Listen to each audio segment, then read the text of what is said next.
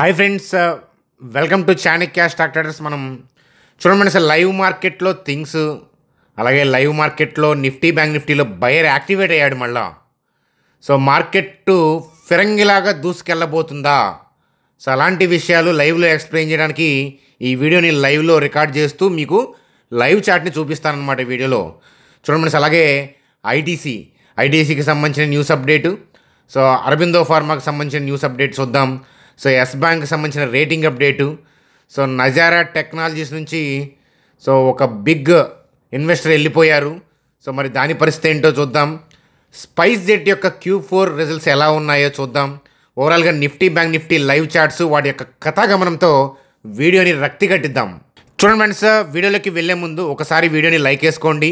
అలాగే కొత్తగా వాచ్ చేసే వాళ్ళని సబ్స్క్రైబ్ చేయండి అంటాను. ఎందుకంటే మన ఛానల్ ఏంటంటే లైవ్లో మీకు కాన్సెప్ట్స్ కూడా నేర్పిస్తూ ఉంటుంది, మీకు ఉపయోగపడుతుంది. అందువల్ల ఏంటంటే సబ్స్క్రైబ్ చేస్తే మీకు ఉపయోగపడుతుంది అని చెప్తాను. ఒక్కసారి మనం నిఫ్టీ బ్యాంక్ నిఫ్టీ యొక్క చార్ట్స్ చూసే ముందు సో మీకు టెలిగ్రామ్ గ్రూప్లో ఇచ్చిన అప్డేట్స్ చూడండి. మనం ఇనీషియల్గా డిప్ ఉన్నప్పుడు ఈరోజు వెయిట్ చేశాము, అబ్జర్వేషన్ పాయింట్ ఆఫ్ వ్యూలో ఉన్నాం, ఈ లెవెల్ కోసం వెయిట్ చేయండి. సో లేదా రన్నింగ్లో బయర్ యాక్టివేట్ అవ్వచ్చు అని అనుకున్నాం. సో అలాగే మనం మార్కెట్ రన్నింగ్లో జాగ్రత్తగా చూస్తున్నట్టే కనుక బయర్ యాక్టివేట్ అయ్యాడు. బ్యాంక్ నిఫ్టీ 55,620 దగ్గర బయర్ యాక్టివేటెడ్ అనే విషయం అర్థమవుతుంది. కాబట్టి దీన్ని మీరు కాన్సెప్ట్ని నేర్చుకునే విధంగా చూడండి. లైవ్లో నేను నేర్పిస్తాను. చూడండి వీడియోలో చెప్పేవి కూడా నా వ్యక్తిగతమైన అభిప్రాయాలు. మీ ఫైనాన్షియల్ అడ్వైజర్ని కలిసి మాత్రమే డెసిషన్ తీసుకోండి. ఇక్కడ నేను ఎక్స్ప్లెయిన్ చేసేవన్నీ కూడా మీ నాలెడ్జ్ షేరింగ్ పాయింట్ ఆఫ్ వ్యూలో కాన్సెప్ట్స్. ఆ విషయం గుర్తుపెట్టుకోండి. ఒక 6 months జాగ్రత్తగా నేర్చుకోండి, ఉపయోగపడుతుంది మన ఛానల్ అంటాను.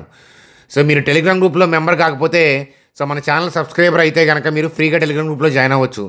సబ్స్క్రైబ్ చేసిన తర్వాత డిస్క్రిప్షన్లో టెలిగ్రామ్ లింక్ ఉంది, దాన్ని క్లిక్ చేస్తే ఏంటంటే మీరు ఫ్రీగా టెలిగ్రామ్ గ్రూప్లో జాయిన్ అవుతారు. అక్కడ లైవ్ అప్డేట్స్ ఏదైనా ఉంటే, ఇంపార్టెంట్ ఉంటే, నేను అవైలబిలిటీ ఉంటే చెప్తానమాట. చూడొచ్చు అనమాట, మీరు కాన్సెప్ట్స్ నేర్చుకోవచ్చు. చూడండి మేడం, మన స్క్రీన్ మీద నిఫ్టీ బ్యాంక్ అంటే బ్యాంక్ నిఫ్టీ యొక్క లైవ్ చార్ట్ చూస్తున్నాము. సో బయర్ యాక్టివేట్ అయ్యాడు. సో ఆ విషయం అనేది అర్థమవుతుంది. సో అది ఎలాగనేది నేను చూపిస్తాను. ఒకసారి చూడండి. ముందు మ్యాక్రో డేటా అనేది ఇంపార్టెంట్ మనకి. సో మ్యాక్రో డేటా ఏం చూపిస్తుంది అని అంటే, సో రీసెంట్గా వచ్చిన జీడిపి నెంబర్స్ మనకి ఫేవర్గా ఉన్నాయి, పాజిటివ్. ఇన్ఫ్లేషన్ అనేది కంట్రోల్లో ఉంది. సో ఆర్బీఐ రేంజ్లో ఉంది, ఆర్బీఐ అనుకున్న రేంజ్లోనే ఉంది. ఫర్దర్గా కూడా ఆర్బీఐ ఇచ్చిన గైడ్లైన్స్ ప్రకారం ఇన్ఫ్లేషన్ అనేది చూడండి. స్క్రీన్ మీద బ్యాంక్ నిఫ్టీ యొక్క చార్ట్ చూస్తున్నాము. సో లైవ్లో బయర్ యాక్టివేట్ ఎలా అయ్యాడు ఆ విషయం తెలుసుకోవడం ఎట్లా, అది చూసే ముందు అసలు మ్యాక్రో డేటా ఏం చెప్తుంది చూడండి. సార్ రీసెంట్గా వచ్చిన జీడిపి నెంబర్స్ ఫేవర్గా ఉన్నాయి కదా, పాజిటివ్. సో ఇన్ఫ్లేషన్ డేటా చూస్తే కనుక మనకి సిపిఐ డేటా అనేది కంట్రోల్లో ఉంది. అలాగే ఫర్దర్గా ఆర్బీఐ ఇచ్చిన గైడ్లైన్స్లు కూడా ఫర్దర్గా కూడా కంట్రోల్ అయ్యే అవకాశాలే ఉన్నాయి. ఆ విషయం కూడా మనకి అర్థమవుతుంది. కాబట్టి సో ఇన్ఫ్లేషన్ కంట్రోల్గా ఉంది కాబట్టి మనకి రేట్ కట్ కూడా ఇచ్చారు రీసెంట్గా. ఇవన్నీ కూడా పాజిటివ్. సో బిగ్గర్ పిక్చర్ని దేని చూపిస్తాయి అంటే సో ఎట్లాంటి డేటా చూపిస్తుంది. కాబట్టి ఇవన్నీ పాజిటివ్ ఉన్నాయి. కాబట్టి ఓవరాల్ ట్రెండ్, అలాగే మార్కెట్ యొక్క గమనం, మార్కెట్ ఎటు పోవాలని చూస్తుంది, దాన్ని ఏమంటామంటే బ్రాడ్ పిక్చర్ అంటాం. బ్రాడ్ పిక్చర్ ఏంటంటే పైకే ఉంది.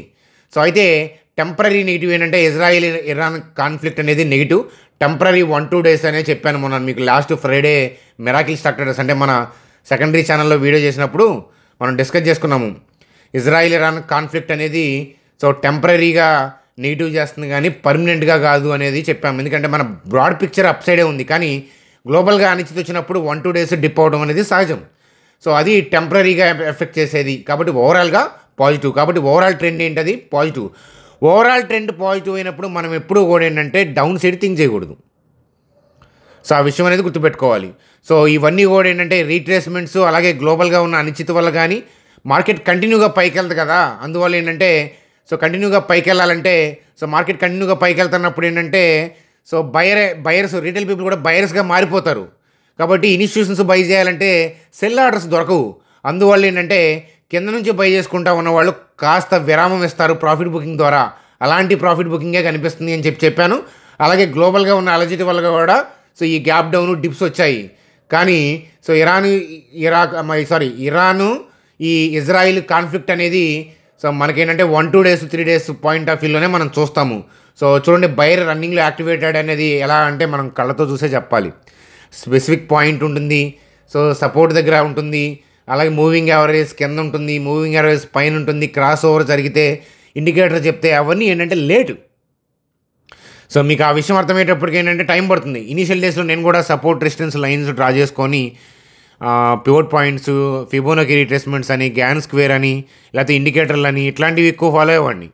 కానీ ఓవరాల్గా మార్కెట్ ఏంటంటే మ్యాక్రో డేటాను ఫాలో అవుతుందని, అలాగే గ్లోబల్గా వచ్చే టెంపరీ థింగ్స్కి రియాక్ట్ అవుతుంది, గ్లోబల్గా ఎఫెక్ట్ చేసే పర్మనెంట్ థింగ్స్కి రియాక్ట్ అవుతుంది. సో కాబట్టి అలాంటి థింగ్స్కి మార్కెట్ ఇంపాక్ట్ అవుతూ ఓవరాల్గా మార్కెట్ ఒక డైరెక్షన్లో పోతుంది. అది ఇంపార్టెంట్. సో ఇది రైనీ సీజన్, కానీ సో ఎండ కూడా వస్తూ ఉంటుంది కదా. అలాగే ఏంటంటే సో ఓవరాల్గా డైరెక్షన్ పాజిటివే. మధ్యలో ఏంటంటే ఈ రీట్రేస్మెంట్స్.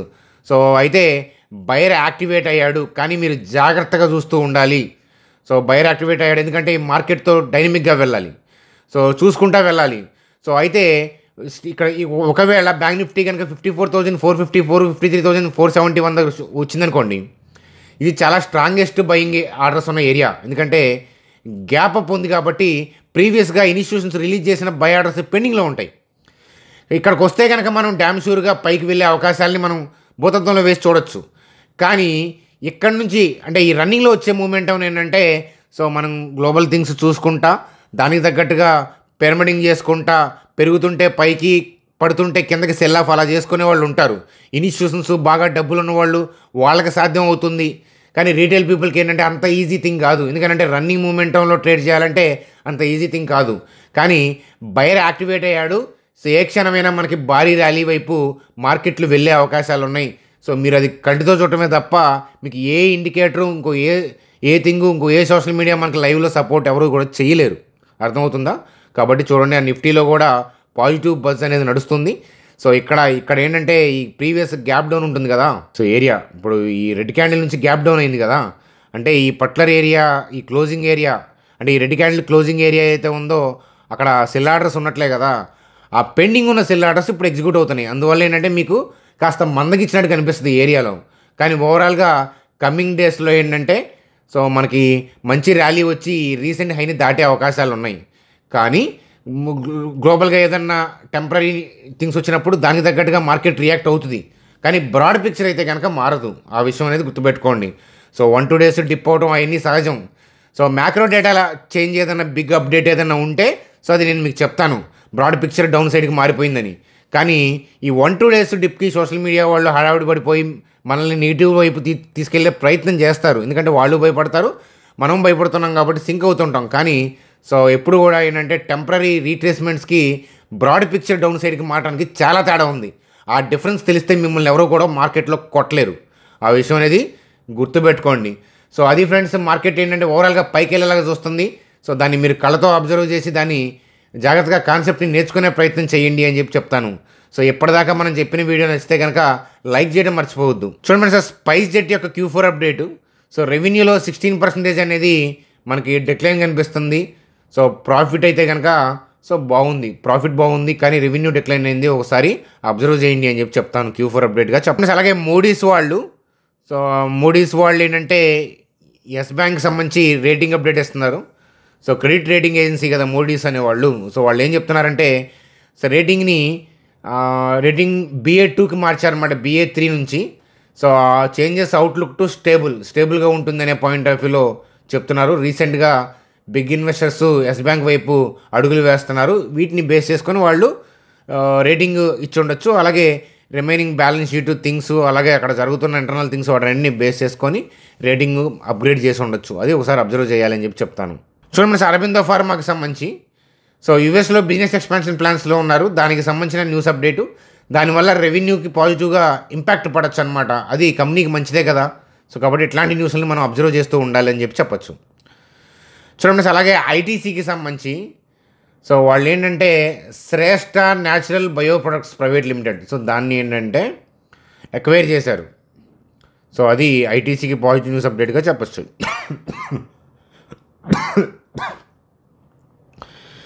చూడండి, అలాగే సో రాకేష్ జుంజునవాలా గారు తెలుసు కదా. సో ఎంత ఫేమస్ ఏస్ ఇన్వెస్టరో మనకి తెలుసు కదా. సో తను చనిపోయారు. అయితే తన వైఫ్ రేఖా జుంజునవాలా తను ఏంటంటే ఎగ్జిట్ అయ్యారనమాట నజారా టెక్నాలజీస్ నుంచి. అది అప్డేట్గా కనిపిస్తూ ఉంది. సో వాళ్ళు ఎగ్జిట్ అయ్యారు కాబట్టి అది నెగిటివ్ అని కానీ, వాళ్ళు ఎంటర్ అయ్యారు కాబట్టి పాజిటివ్ అని కానీ అలా థింక్ చేయొద్దు ఎప్పుడు. ఎందుకంటే మనకు వచ్చే డేటా ఒక కంప్లీట్ క్వార్టర్ డేటా అంతా అయిపోయినాక వస్తుంది. సో దాని తర్వాత మీరు తీసుకునే డెసిషన్ వల్ల ఉపయోగం ఏమి ఉండదు. పలానా ఏస్ ఇన్వెస్టర్ కానీ లేకపోతే ఒక బ్యాంకరు ఇన్స్టిట్యూషన్ కనుక ఒక కంపెనీలో ఇన్వెస్ట్మెంట్ చేసింది లాస్ట్ క్వార్టర్లో అనుకొని మీరు వెళ్ళారనుకోండి, ఆ నెక్స్ట్ క్వార్టర్లో ఆ స్టేక్ ఉండొచ్చు ఉండకపోవచ్చు.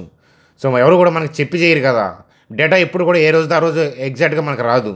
సో 3 months తర్వాత అంటే క్వార్టర్ అయిపోయిన తర్వాత అయితే కనుక ఏ బ్యాంకు ఏ కంపెనీలో ఇన్వెస్ట్మెంట్ చేసింది ఇట్లాంటివి వస్తాయి.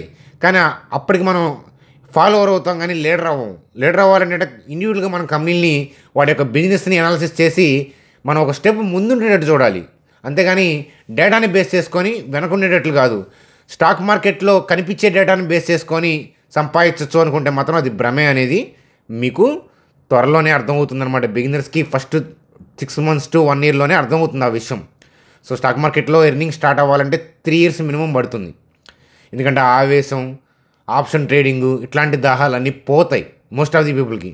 కొంతమందికి పోవు, మనం ఏం చేయలేం, జాలి పట్టం తప్ప. చూడండి సార్, నిఫ్టీ బ్యాంక్ నిఫ్టీ గురించి ఇంకొకసారి చూద్దాం. చూసే ముందు ఏంటంటే మీలో ఎవరికైనా ట్రేడింగ్ అకౌంట్, డీమ్యాట్ అకౌంట్ లేకపోతే 2 కలిపి ఉన్నాయి. ఇక్కడ చూడండి ఏంజల్ వన్లో.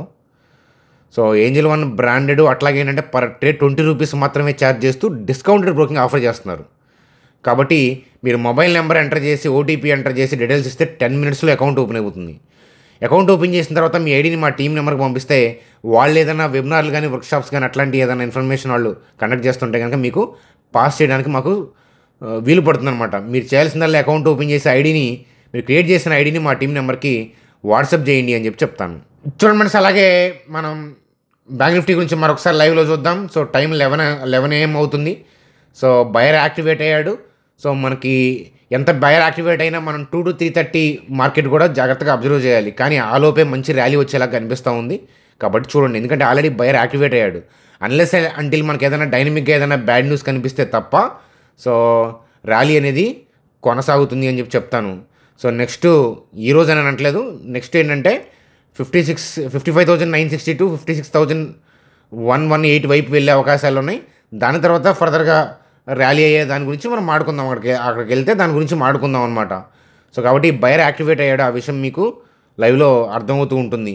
సో అట్లాగే ఇక్కడ కూడా ఏంటంటే ఎగ్జిస్టింగ్ పెండింగ్ ఆర్డర్స్ని బలంగా హిట్ చేస్తున్నారంటే సోనర్ ఏంటంటే ఇక్కడ ఉన్న ఎగ్జిస్టింగ్ సెల్ ఆర్డర్స్ని క్లియర్ చేసి ఫర్దర్గా కూడా పైకి వెళ్ళే అవకాశాలు కనిపిస్తాయి కమింగ్ డేస్లో కానీ ఈరోజు కానీ. సో టైం మనం చెప్పలేము, ఎప్పుడు జడ్జ్ చేయలేం. కానీ ఓవరాల్గా బ్రాడ్ పిక్చర్ అప్ సైడే ఉంది. మీరు భయపడాల్సిన అవసరం లేదని మరొకసారి చెప్తూ సో వీడియోని ముగిస్తున్నాను. సో వీడియో మీద మీ అభిప్రాయాలు కామెంట్ సెక్షన్లో తెలియజేయండి. వీడియోని లైక్ చేయడం మర్చిపోవద్దు. అలాగే మీ ఫ్రెండ్స్కి, ఫ్యామిలీ మెంబర్స్కి షేర్ చేయండి. Bye friends, good day.